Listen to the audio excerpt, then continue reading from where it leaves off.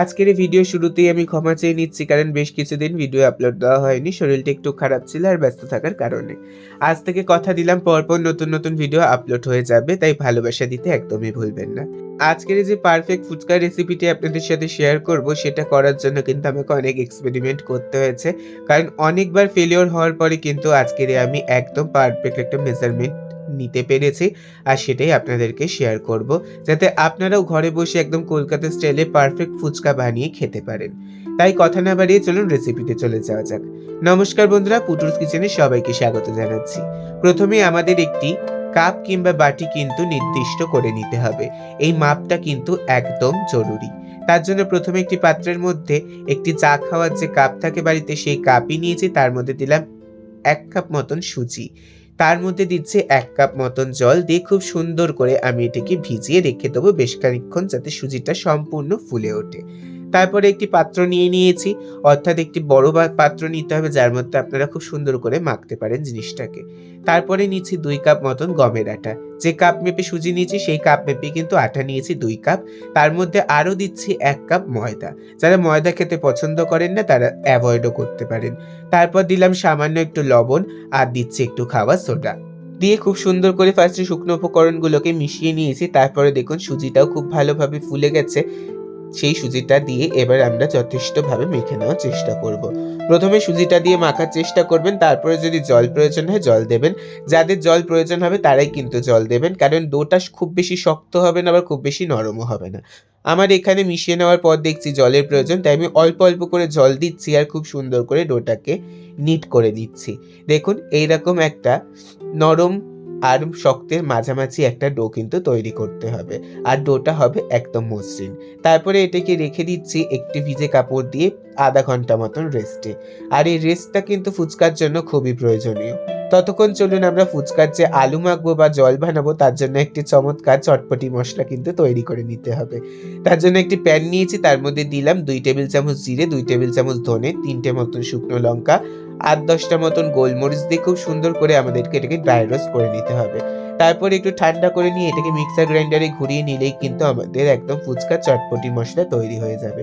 তারপরে দেখুন আধা ঘন্টা হয়ে গেছে। এবার আমি ভিজে কাপড়টাকে সরিয়ে মন্ডটিকে দেখাচ্ছি। দেখুন যথেষ্ট সেট হয়ে গেছে, সুজিটাও একদম সেট হয়ে গেছে। এবার খুব ভালো মতন একটু মুথে নেব। মুথে নেওয়ার পরে এর থেকে একদম ছোট করে আমরা লেচি কেটে নেব।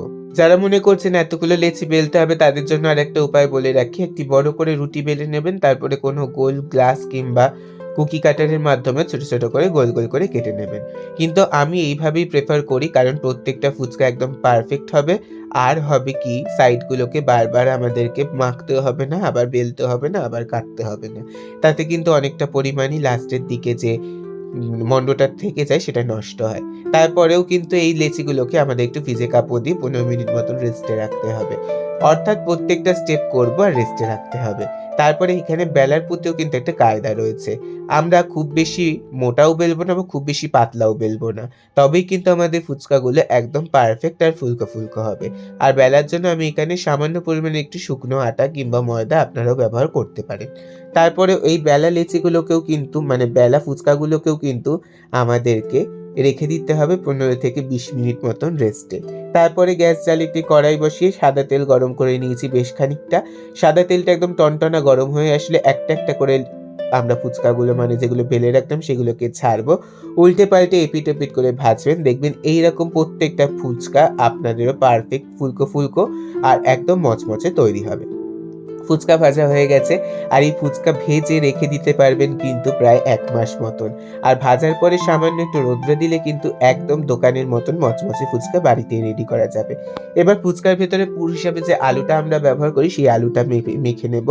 প্রথমে আমি এখানে নিয়েছি ৪টে মতন সিদ্ধ আলু, আর যে মটরটা ভিজিয়ে রেখেছিলাম সেই মটরটা সিদ্ধ করে নিয়েছি। তার থেকে কিছুটা নিয়ে দিয়ে দিলাম আলুর মধ্যে।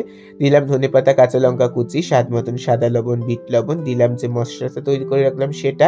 আর যারা আমার মতন ঝাল খেতে পছন্দ করেন তারা অবশ্য করেই শুকনো লঙ্কা ক্রাশ করাটা দেবেন। দিয়ে ওপর থেকে অল্প করে একদম ঘন তেঁতুলের কাঠ কিন্তু দিয়ে দেবেন। দিয়ে খুব ভালো মতন মিশিয়ে নিতে হবে হাতের সাহায্যে, তবে কিন্তু স্বাদটা আরও দ্বিগুণ হয়ে যাবে।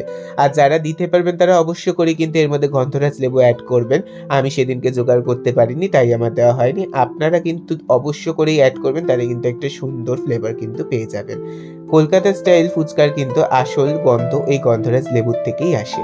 এবার তেঁতুলের টক জলটা তৈরি করে নিচ্ছি। দিলাম ২ কাপ মতন জল, আর ২ কাপ মতন জলের মধ্যে তেঁতুলের কাঠ গুলিয়ে রেখেছিলাম সেটাও মিশিয়ে দিলাম।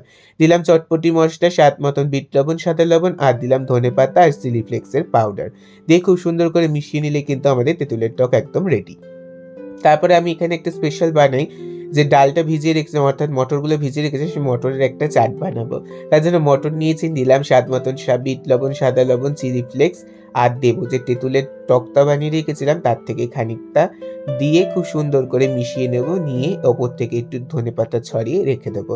এটা দিয়ে শুকনো ফুচকা খেতে যে কি অসাধারণ লাগে সেটা আপনাদের আমি বলে বোঝাতে পারবো না। এবার তো হয়েই আসলো, এবার অ্যাসেম্বল করবো আর খাবো। তার আগে বলে রাখি, যারা এখনো পর্যন্ত চ্যানেলটিকে সাবস্ক্রাইব করেননি তারা কিন্তু অবশ্য করে সাবস্ক্রাইব করবেন, আর পাশে থাকা বেল আইকনটিকে অন করে অলে করে দেবেন। আর প্রিয় মানুষদের সাথে শেয়ার করতে একদমই ভুলবেন না। ২-১টা ফুচকা ভেঙেও দেখালাম কতটা মচমচে হয়েছে আপনাদেরকে। আর আমি একটা জিনিস বলে রাখি, আমি কিন্তু যেদিন ফুচকা বানিয়েছিলাম তার ১ সপ্তাহ পর কিন্তু আমি এই অ্যাসেম্বল করে খাবার ভিডিওটি বানাচ্ছি। তখনও কিন্তু ফুচকা একদম মচমচে রয়েছে, কিচ্ছু এলিয়ে পড়েনি বা নরম হয়ে যায়নি। তারপরে আর কি একটা ফুচকা নিন, একটু ফাটান, ফাটিয়ে তার মধ্যে আলু দিন, মটর দিন, আর আমি প্রেফারেন্স অনুযায়ী পছন্দ করি একটু ঝুরি ভাজা আর তার সাথে তেঁতুলের টক দিয়ে কপাত করে মুখে পুরে দিন, আর স্বাদের জোয়ারে ভেসে যান। ক্ষমা প্রার্থী, কারণ আজকের আমার গলাটা অতটাও ভালো নেই, কারণ খুব বেশি ঠান্ডা লেগে গেছে, তার জন্য কথা বলতে একটু কষ্টই হচ্ছে। এই ভাঙা, ভাঙা গলায় এতক্ষণ আমার এই প্রবচন শোনার জন্য অনেক ধন্যবাদ। আজকে চলে যাচ্ছি, আবার দেখা হবে নতুন কোনো ভিডিও নিয়ে। টাটা।